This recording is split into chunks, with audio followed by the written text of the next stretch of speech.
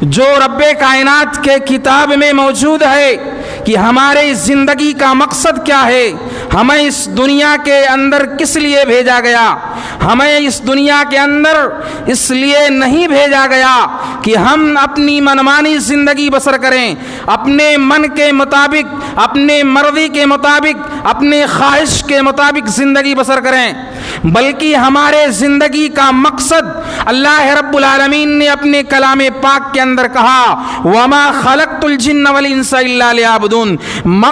مقصد زندگی انسان کی رب کی بندگی ہے، اللہ رب العالمین کی بندگی ہے۔ اللہ رب العالمین کو چھوڑ کر، اللہ رب العالمین کو بھلا کر انسان اگر دنیا کے اندر کامیابی حاصل کرے، انسان اگر دنیا کے اندر کامرانی حاصل کرے تو یقیناً وہ خاسر ہوگا، یقیناً وہ ناکام ہوگا، کیونکہ اللہ رب العالمین نے کہا کہ دنیا کے اندر تمہاری پیدائش کا، تمہاری تخلیق کا مقصد اللہ رب العالمین کی تسبیح بیان کرنا، اللہ رب العالمین کی تحلیل بیان کرنا، اللہ رب العالمین کی کبریائی بیان کرنا، اللہ رب العالمین کی عظمت بیان کرنا، اللہ رب العالمین کی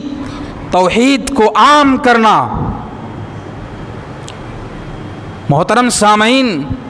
اللہ رب العالمین نے آیت کریمہ کے اندر اس بات کی طرف اشارہ کر دیا ہے کہ ہمارے تخلیق کا مقصد اللہ کی بندگی ہے۔ اگر انسان اللہ کو چھوڑ کر کسی غیر کی عبادت کرتا ہے، کسی غیر کے سامنے اپنی فریاد کو رکھتا ہے، کسی غیر کے سامنے اپنی مشکل کشائی کو مانتا ہے تو یقیناً وہ اسلام سے خارج ہے۔